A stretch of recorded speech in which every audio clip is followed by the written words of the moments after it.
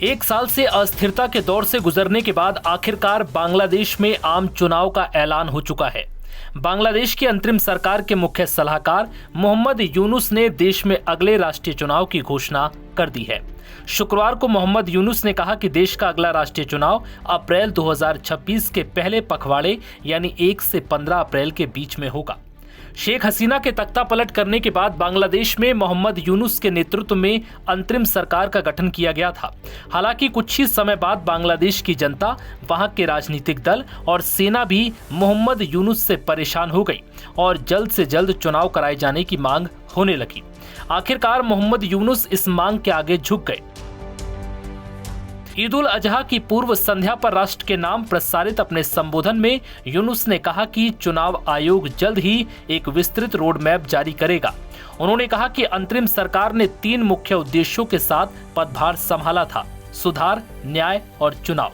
मोहम्मद यूनुस ने कहा कि सरकार ने सभी राजनीतिक दलों से परामर्श किया ताकि ये सुनिश्चित किया जा सके कि आगामी चुनाव देश के इतिहास में सबसे स्वतंत्र, निष्पक्ष, प्रतिस्पर्धी और स्वीकार्य हो। उन्होंने जोर देकर कहा कि लक्ष्य एक ऐसी प्रक्रिया बनाना है जो शहीदों की आत्माओं को संतुष्ट करे और राष्ट्र द्वारा अपनी ईमानदारी और निष्पक्षता के लिए याद किया जाए। उनकी इस घोषणा से चुनाव के समय को लेकर महीनों से चली आ रही अटकलों और राजनीतिक खींचतान का अंत हो गया। मोहम्मद यूनुस ने पहले सुझाव दिया था कि सुधारों की गति के आधार पर दिसंबर 2025 और जून 2026 के बीच कभी भी चुनाव हो सकते हैं।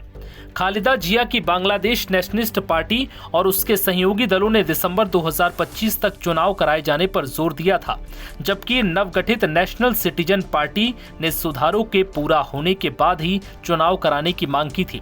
हालांकि मोहम्मद यूनुस ने कहा कि उनका ध्यान चुनावों से पहले सुधारों को क्रमबद्ध करने पर है।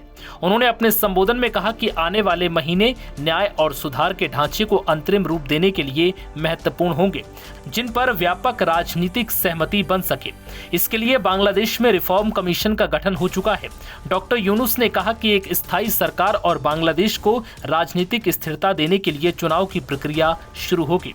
बता दें कि साल 2024 में बांग्लादेश राजनीतिक उथल-पुथल में डूब गया। पूरे देश में शेख हसीना के नेतृत्व वाली आवामी लीग सरकार के कोटा सिस्टम के खिलाफ व्यापक प्रदर्शन शुरू हो गए, जिसके परिणाम स्वरूप 5 अगस्त 2024 को प्रधानमंत्री शेख हसीना को देश छोड़कर भागने के लिए मजबूर होना पड़ा। वो वर्तमान में भारत में निर्वासन में है। इसके 3 दिन बाद बांग्लादेश में नोबेल पुरस्कार विजेता मोहम्मद यूनुस के नेतृत्व में अंतरिम सरकार का गठन हुआ था। नव भारत टाइम्स की रिपोर्ट।